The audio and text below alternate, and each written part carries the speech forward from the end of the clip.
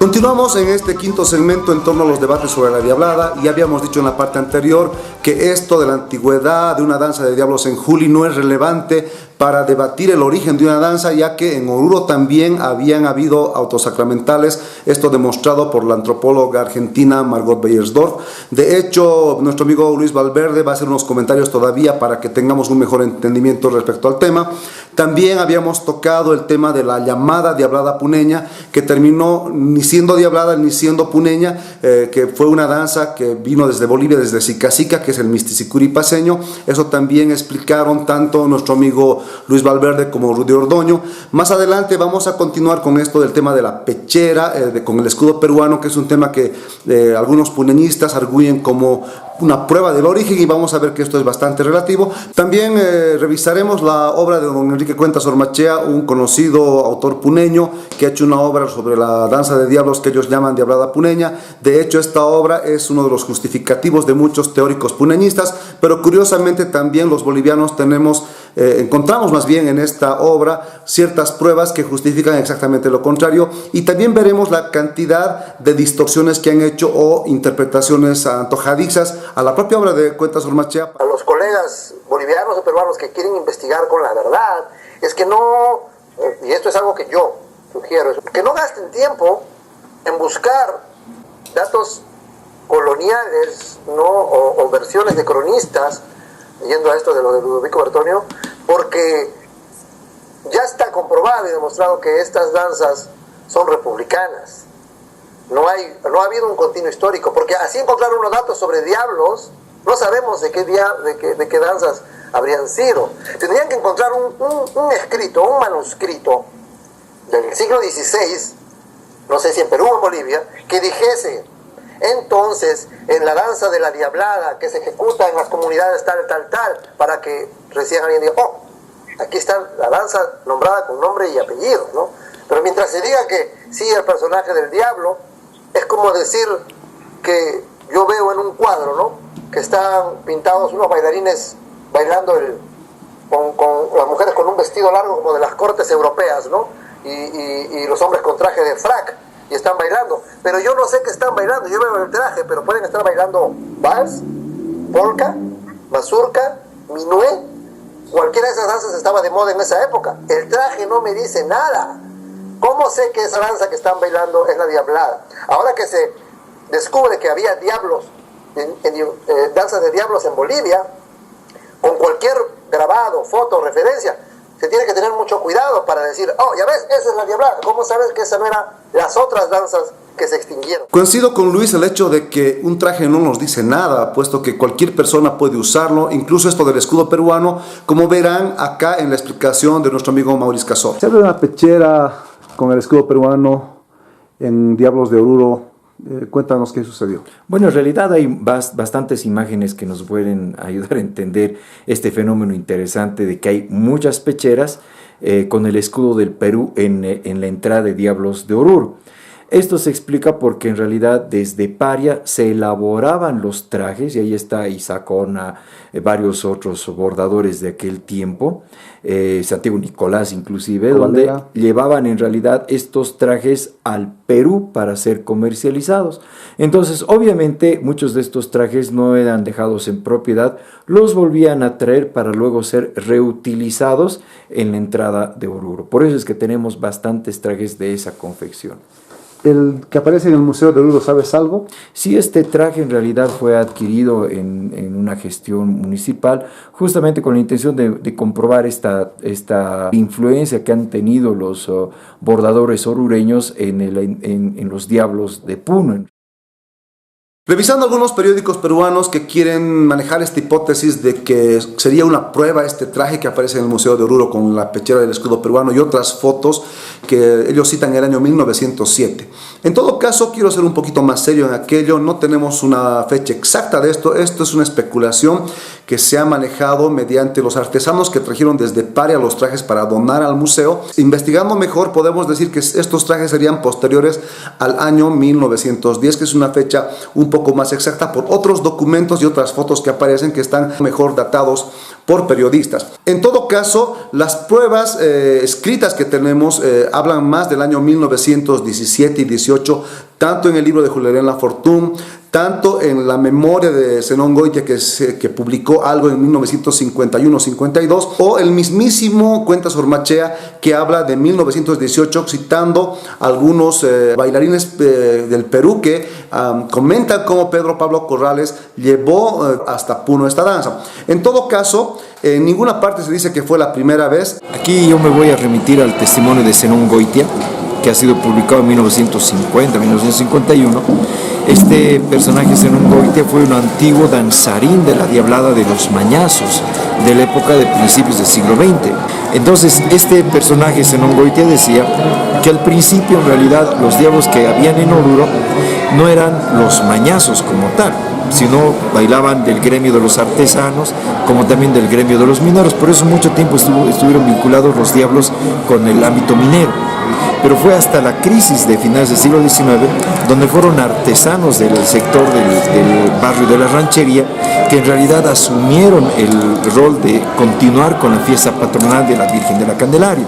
Y ahí Zenón Goitia cuenta que en realidad a principios del siglo XX él fue testigo y él participó de que Juan Corrales, que era el diablo mayor en ese tiempo, había organizado a todo un grupo de diablos que fue a bailar justamente a Puno, y desde esa vez en realidad Zenón Goitia decía que se conoce como la presencia de los diablos en el sector de Puno, porque se llevaron también trajes y caretas que hacían Covalera, Isaac Horna, Valencia, que son los artesanos de Paria. Entonces estos bordadores, de acuerdo al encargo que le hace Juan Corrales, bordan el escudo del Perú y se van los del gremio de mañazos hasta el Puno para ser parte de la fiesta de la Virgen de la Candelaria, en el caso de Puno.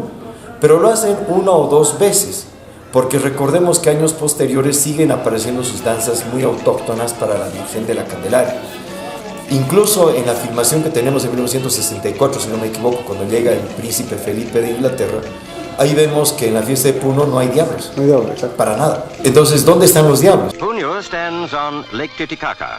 La Diablada de Oruro empieza a viajar al norte de Chile, empieza a viajar al sur del Perú. Tenemos la presencia de los diablos del 61 en Arequipa, están en Cusco, están en Puno.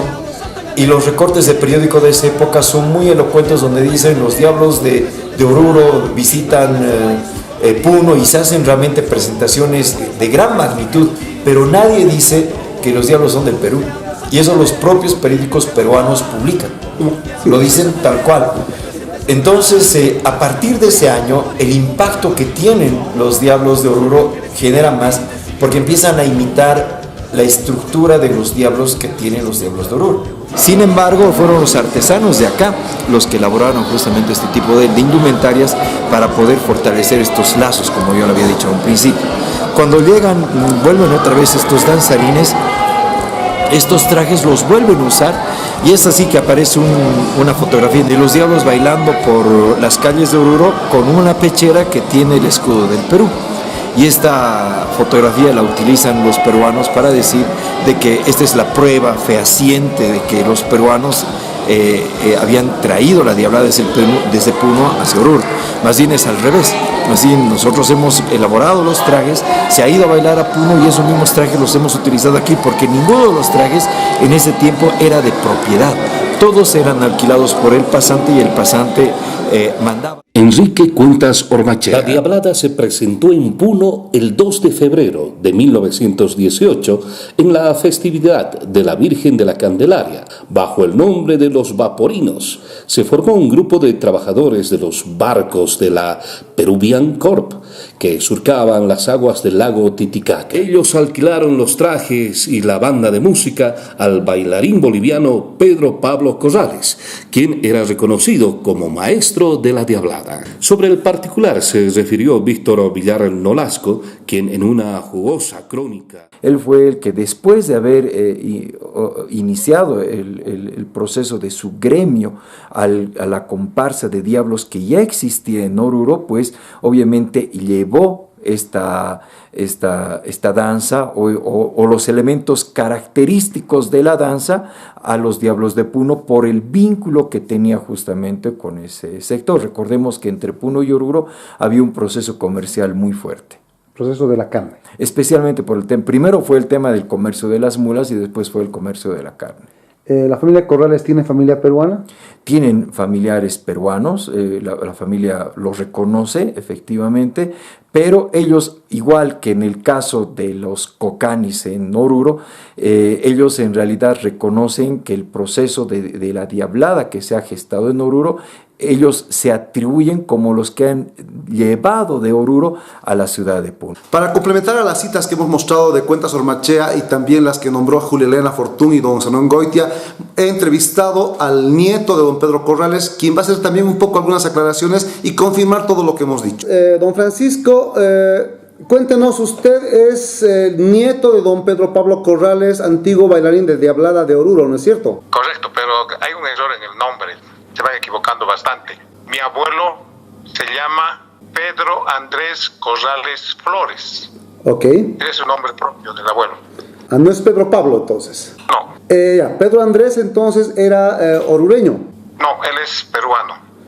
Ok, y Nacido en Puno, en una de las provincias. hay un comentario de Zenón Goitia y también otros escritores peruanos. ¿Quién fue el que llevó las máscaras a Puno en el año 1917? Se habla de 1918. Pues de mi abuelo, Pedro Andrés Corrales Flores.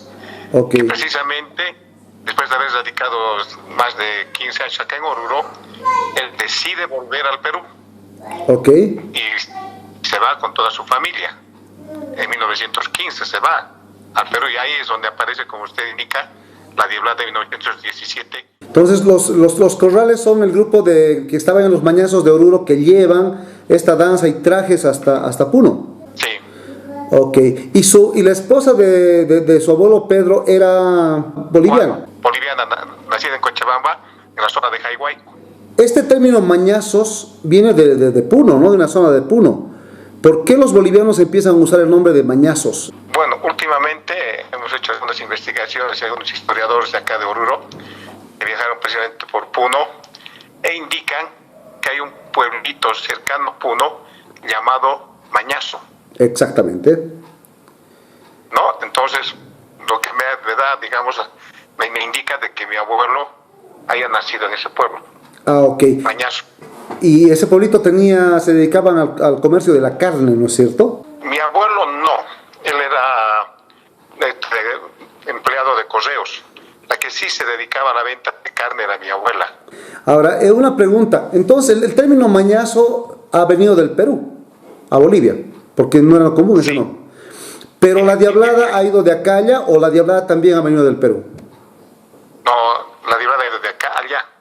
Yo le indico, tengo escrito, le indicaba que la historia de la diablada auténtica, ahí voy indicando todo este proceso. Porque mi abuelo era ferviente devoto de la Virgen de la Candelaria. Y acá en Oruro, en cuánta festividad que había dedicada a esta imagen, él participaba en la diablada bailando. Entonces él aprendió a bailar acá. Las diferentes, digamos, regiones de Oruro que teníamos, ¿no? Popó, teníamos en Chayacollo, Toledo. Entonces ahí empieza a él a gustar de esta danza. Como vemos, amigos, una a una las supuestas pruebas de un origen peruano de la diablada están siendo desmontadas. Estamos desmintiendo este supuesto tránsito desde Julia hasta Oruro, que ningún peruano da una fecha o una prueba, simplemente mostraron esto del escudo peruano en una pechera que se encuentra en el Museo de Oruro, que ya Mauricio Cazorla explicó lo que realmente ha sucedido. Por otro lado, también hay que ser claros, esta discusión no debería existir, porque cada danza de diablos que hay en cualquier parte del mundo tiene sus propias características, y de hecho la diablada de Oruro, tanto en música como en el desplazamiento en el espacio, que es la esencia de la danza, tiene sus propias características. Por otro lado, ya vimos en el anterior capítulo y otros segmentos cómo lo que los puneños llaman diablada puneña en realidad nunca existió, sino fue una danza que fue llevada en 1892 desde Sica Sica La Paz, que tenía el nombre de Mistisicuri, y lo que los peruanos llaman claramente Sicú Moreno, algo que lo resalta también el propio estudioso peruano Enrique Cuentas Ormachea. Pero queremos saber si ¿Había alguna danza colonial que ha sobrevivido en la parte de Puno? Y por eso les pregunté a dos estudiosos como son Rudy Ordoño. Sabemos que esta versión con un diablo del Misticicuri llega a Puno, pero han habido otras danzas de diablo seguramente antes de esto, ¿no? Puneñas realmente debido a los autosacramentales y se han extinguido, ¿o tú crees que no ha existido ninguna danza? Hay un escritor juleño, de Juli mismo justamente, que en una de sus publicaciones recientes sobre la diablada puneña ha sacado un libro, ¿no? Tiene un libro, Onofre, si no me equivoco. Lo tengo el libro. Él menciona entonces justamente Onofre menciona en el libro que hizo como para tener un poco de referencia si es que antes de 1900 existía algún tipo de representación de diablo autosacramental. Él menciona una entrevista que hiciera a su propio abuelo, ¿no? Exacto. En la cual sí, yo me imagino que sí la has leído como tienes el libro. Entonces es una interpretación o mejor dicho es una recopilación importante. Mira, exactamente, ¿no? Diablos yo tuve la oportunidad de leer diablada en la ciudad de Lima, ¿no? Justamente en la gran biblioteca, ¿no? Es donde, pero con datos muy inexactos, muchos datos inexactos, pero bueno, es cuestión de rebatirlo, refutarlo en otra oportunidad. Bueno, él menciona en una entrevista que hiciera a su abuelo de que había una especie de danza, ¿no? Que ya se extinguió, lo que él menciona, ¿no? En Juli, lo cual se presta a mucha suspicacia, ¿no? Porque tampoco es que el Perú haya sufrido una violenta confiscación de libros como le sucedió a Lima, ¿no? En el caso de la guerra con Chile, ¿no? O sea, tendría que corroborarse esa historia que menciona, ¿no? Pero bueno, no, o sea, se ha tratado, ¿no? En Puno mismo, inclusive historiadores de Lima que tienen más fuentes al alcance, en este caso de San Marcos, de la Católica, hay escuelas de danza, ¿no? Conjuntos de investigación. Han visitado Puno, han hecho lo posible para entrar por la biblioteca, tanto la Universidad Nacional como la Diócesis de Puno, y no han encontrado nada. O sea, eso es lo que más afirma, o mejor dicho, apoya la idea de que no hay una diablada. No hay una diablada, en este caso, originada en Puno, ¿no? Una palabra que se llama supaya, supay, en el diccionario de Ludovico Bertonio, que es muy utilizada por los estudiosos puneños que quieren justificar el origen de la diablada, con esa palabra y donde dice diablillos, algo así, ¿no? Y los de las danzas. O sea, hasta ahorita, como documento, sería lo único que tendríamos, alguna mención de que hay unos diablos de danzas en Juli, y sería lo único que tenemos, o hay algún otro documento más que podría soportar la teoría de que hubo una danza de diablos alguna vez en Puno, en Juli. Cieza de León menciona una danza o tipo ritual para el tema de la fertilidad, la cosecha. Era representado, ¿no? En este caso por los pobladores nativos de la península de Capachica, lo cual es válida, ¿no? Es un documento que existe, no recuerdo el año que ha sido publicado, pero Cieza de León sí lo menciona, ¿no? En este caso no menciona que hay un personaje de diablo, ¿no? Sencillamente es una representación en la cual llama, ¿no? Llama, en la cual como en una especie de juego ritual se montaba uno sobre el otro en el hombro, ¿no? Y estaba catalogado como entre el bien y el mal, ¿no? O sea, siempre se ha tratado en Puno de relacionar eso. Si hay alguna representación que sea entre bien o mal, es nuestra diablada. Por ahí van. Cita de Ludovico Bertonio, que más es un diccionario y que es tan ambigua que, bueno, no dice nada claramente a la que se refieren, pero vamos a suponer por otros investigadores peruanos que había alguna danza de diablos en Juli muy antigua. ¿Hay alguna otra danza parecida en todo el departamento de Puno de diablos o todavía que no tiene nada que ver con las danzas bolivianas o se han extinguido también? ¿Qué pasó con esas danzas? Al estado actual no existe, según lo que yo tengo entendido, ninguna otra danza de diablos en la región del altiplano. y si la existe, del altiplano de Perú, y si la existe, no ha sido investigada, ¿no? Como lo suficiente como para poder decir, y las citas y las referencias no son suficientes. Cuando alguien va a escribir un argumento tiene que decir, sí hay una danza, pero ¿dónde, cómo, cuándo? Tiene que uno que demostrar. Amigos, si ustedes han podido seguir lo que han hablado tanto Luis Valverde como Rudy Ordoño en todo este documental, se habrán percatado que entre los autores que quieren justificar el origen puneñista de la Diablada y otras danzas, siempre hay un grado de sesgo o alguna intencionalidad de falsear la verdad. De hecho, yo ya en un documental anterior, como el de los Tundiquis y Caporales, lo denuncié.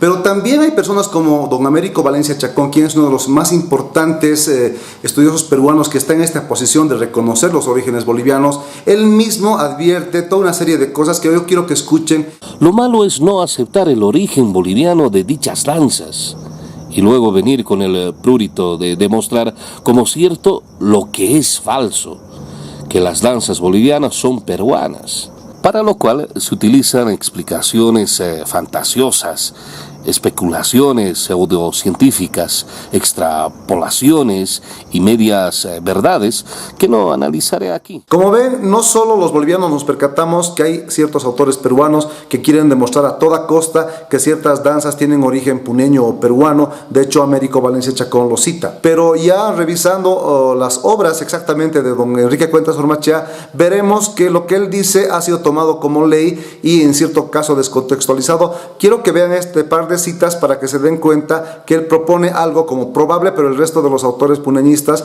lo toman como una verdad absoluta. La Diablada, o danza de los diablos, oriunda del altiplano collavino, se ejecutó por primera vez en Oruro, Bolivia, en 1789, según la nota Fortune, basada en un dato del presbítero Eleuterio Villarroel, consignado en Origen del culto de la Virgen del Socavón. Según versión del doctor Ricardo Arbulú, los antecedentes de esta danza se remontan al siglo XVI, estando relacionada a la tarea de catequización que los jesuitas realizaran desde Juli, ciudad tan importante en esta labor que fue denominada la Roma de Indias. El padre Diego González Holguín, autor de Arte de la Lengua Aymara y Vocabulario General del Perú, dando cuenta a su provincial de la labor que desarrollaban los misioneros en Juli, hizo referencia de cómo, explotando la inclinación de los nativos hacia el canto y la danza, los misioneros les habían enseñado una en que se representaban los 7 pecados capitales y el triunfo de los ángeles sobre los demonios. Si el dato es cierto, el origen de la danza se hallaría en el Perú, en esa época y lugar. Revisemos y dejemos algunos apuntes importantes. Primero, Cuentas Ormachea cita a Julián Lafortune, quien a su vez cita al padre Eleuterio Villarroel, quien comenta que el año 1789 habría sido la primera vez que aparece esta danza en Oruro. Seguidamente, Cuentas Ormachea menciona tanto al doctor Arbulú como González de Holguín, quienes hacen algunas referencias y da la probabilidad de que esta danza pudo haberse originado en Perú. Lo malo es que los autores siguientes ya lo dan como mucho cierto. Entonces ellos razonan de esta manera. Si Cuentas Ormachea lo dice, y seguramente Arbulú y a su vez González de Holguín mencionan algo, entonces es cierto absolutamente de que la danza se originó en Perú y de ahí suponen por algún comentario posterior de que fue a Bolivia. Pero si analizamos de manera un poco más responsable, primeramente yo les preguntaría a los escritores peruanos dónde está la cita de González de Holguín. Yo quisiera verla, revisar qué exactamente dice. Es una cita colonial, pero hasta el momento yo no he encontrado nada. Segundo, ¿de dónde tiene los datos el doctor Arbulú? Ojo que yo hago el análisis también para el texto, la cita de 1789 que menciona Eleuterio Villarroel. Él tendría que tener fuentes para que un investigador serio las tome como algo valedero. Y esta debe ser la forma responsable de analizar. Pero si ustedes se han fijado en un segmento anterior, cuando comentamos con nuestro amigo Rudy Ordoño, que citas ahí, él cita a Ciencia de León y no cita, por ejemplo, a González de Holguín. ¿Por qué hace esto? porque precisamente no tenemos la fuente primaria. Entonces, si se dan cuenta, los autores pureñistas de ciertas suposiciones llegan a hacer sus conclusiones, y esto me parece que es el talón de Aquiles cuando uno busca pruebas y pruebas, como algún momento decía nuestro amigo Luis Valverde Caldas, para demostrar cualquier hipótesis.